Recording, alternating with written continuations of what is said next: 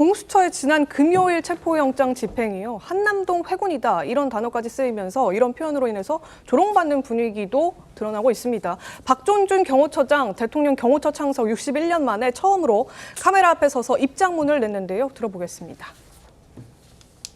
보수니 진보니 하는 정파적 이념은 대통령 경호처와 아무 상관이 없습니다. 대통령 경호처는 무작정 수사기관의 법 집행을 방해하고자 하는 뜻이 아닙니다.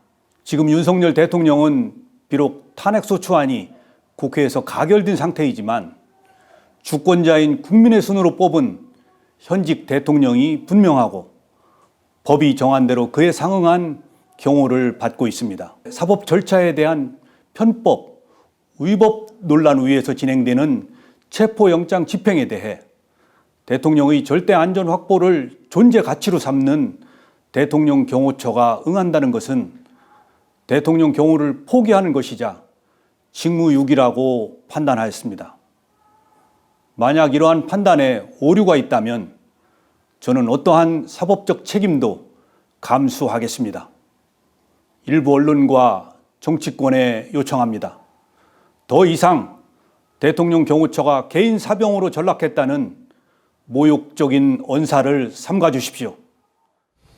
최병우 위원님, 일단 굉장히 이례적인 입장문 발표였습니다. 서면 입장문이 아니라 직접 카메라에 섰고 게다가 이건 녹화된 영상이었습니다. 사전에 녹화를 하고 특정 시점에 이 영상을 틀었다는 건데요.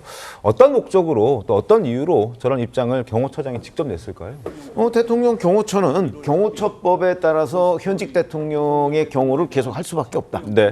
그러니까 지금 이제 만약에 뭐 경찰이 됐든 공수처가 됐든 체포영장을 이제 재집행하려고 했을 때 경호처는 저지하겠다 하는 의지를 다시 한번 확실하게 밝힌 거라고 봐야 되겠죠. 그렇기 때문에 아까 제가 말씀드렸듯이 이 수십 명 정도의 당직자가 막아도 구속영장 집행이 불가능했던 과거의 사례들이 여러 건 있습니다. 네.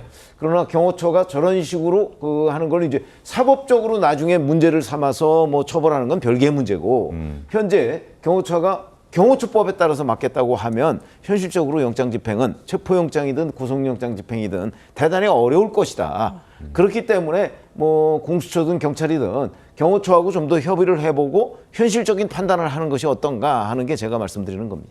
네, 같은 맥락에서 비슷하게 지금 박종준 처장도 이렇게 주장하는 것 같습니다. 정파적 이념과 아무 상관없이 편법과 위법이기 때문에 이 영장 집행이 그래서 경호처의 직무를 유기하는 것이다. 이 영장 집행에 응하게 된다면 유기하는 것이다. 이런 주장하는데 일리 있는 주장입니까? 그렇죠. 지금 상태에서는 당사자들끼리 해결할 수 있는 부분이 아니에요. 왜냐하면 예를 들어서 경찰이 수사를 들어왔을 때 위법한 수사라면 그거에 대해서 저항했을 때 공무집행방해죄가 다 무죄가 돼요. 그러니까 이게 지금 현재 공수처의 이런 행동들이 맞는지 틀린지는 공수처와 경호처 사이에서는 판결할 수가 없습니다. 그러면은 어떤 식으로 되냐면 이 자체가 별도의 재판의 판단 대상이 되어야 돼요.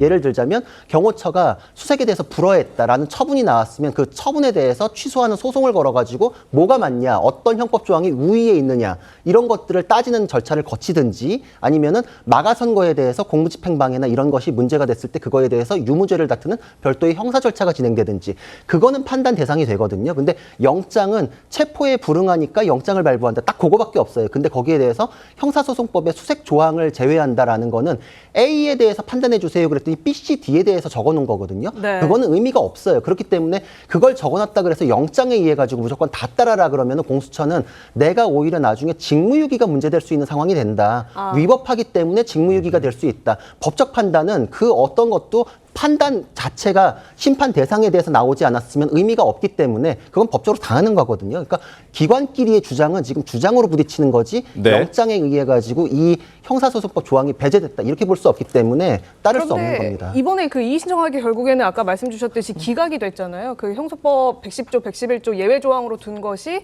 위법하지 않다라는 법원의 판결이 났는데 그 부분에 대해서 그러면 다시 이렇게 반발 위법성이 있다라고 주장하기가 좀 어려워진 것 아닌가요? 그게 아까 설명드렸던 게 체포에 대해서는 체포가 된 상태에서 적부심을 통해서 다투는 절차 딱 하나만 있고 체포가 되기 이전에 이의 신청을 통해서 다투는 절차가 없어요. 그러니까 절차가 아닌 것에 대해서 부당성을 다투는 차원에서 이의 신청을 넣은 것이지 이게 실제로 재판이 열릴 수 있는 내용이 아니에요. 네. 그렇기 때문에 서부지법에서는 항고나 준항고의 대상이 아닙니다라고 해서 그냥 기각만 하면 되는 건데 거기에 대해서 최초 발부된 영장이 정당하다는 내용을 막 썼거든요. 근데 그게 쓸 수 없는 내용을 썼고 그 절차는 애초에 다툴 수 있는 법적 근거가 없었기 때문에 이 서부지방법원에서 최근에 나온 결정은 아예 법적으로 다 무의미가 없는 것들입니다. 알겠습니다.